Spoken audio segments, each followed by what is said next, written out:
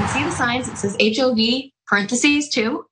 When Brandy Bottone was driving down Central Expressway, she came across a sheriff's checkpoint targeting drivers breaking the rules. He starts peeking around. He's like, "Is it just you?" And I said, "No, there's 2 of us." And he's like, "Well, where's the other person?" And I went, "Right here." Bottone is 34 weeks pregnant, but the officer told her that doesn't count. And I said, "Well, not trying to throw a political mix here, but with everything going on, this counts as a baby." And he kind of just waved me off. Bottone got a $275 ticket. That's right. A quick-thinking pregnant woman in Texas is now bringing a very interesting legal issue before the courts. If her baby inside her is that fetus is considered a person, can we collect child support for unborn children? Can we drive in the HOV lane? Can we call them a dependent on our taxes? Because this would seem to follow in line with, someone actually being a person, even though they are just a fetus. And so there was a legal expert that weighed in. We checked. The state's penal code recognizes a fetus as a person. It appears there is no language in the state transportation code that recognizes a fetus as a person. So what do you think will happen here? So this is a really interesting legal question. And Brandy, kudos to you for your quick and creative thinking when you got caught there in the HOV lane.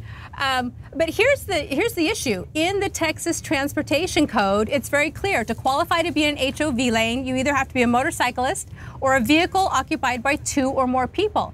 Now, as far as my research as well, Pamela, I did not see anything else that said the second person had to be in a passenger seat or the second person couldn't be in your womb. It's just 2 people. Now you combine that with the Texas Penal Code, which says very clearly a fetus is a person.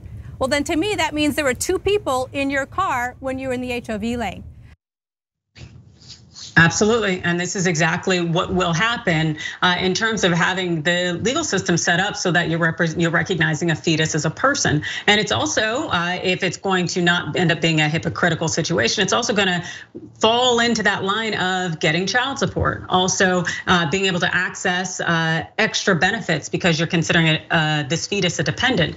How can you have both by calling this a person but then not treating it as a person? I don't think you can, so I don't know that Texas planned for this. But I think that if the courts are going to balance this and actually make it work, that there's going to either be hypocrisy or you're going to see Texas roll back some of its nonsensical, patriarchal nonsense. Jessica.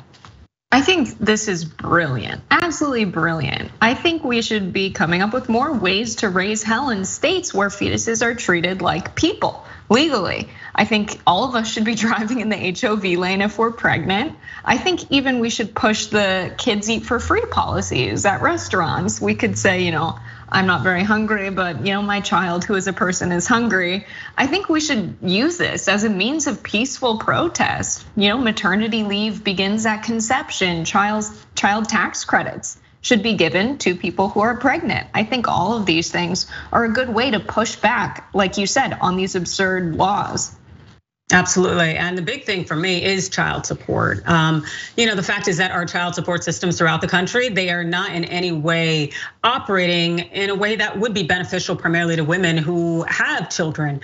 And if you are pregnant, that's a lot of healthcare obligations that you have, a lot of payments that need to be made, things that you need to prepare for the health and safety and birth of this child. And so why shouldn't you be getting contributions from the individual who helped create that child? Why not create that burden at inception when it comes to that monetary responsibility of taking care of that child? So even if Texas actually were not nonsense and didn't set this whole parameter of a fetus being a person, I still think from the jump that if someone helps inseminate you and to have a child together, whether you're going to keep that child or not, that person should be contributing to whatever kind of medical or healthcare requirements are going on in order to take care of that fetus. But that's also my thoughts. But the way our patriarchal system works, I do not necessarily know that that will be a possibility, but we will see. And I definitely appreciate this woman pushing for a change in the law for her fetus to be recognized as a person, since the law says that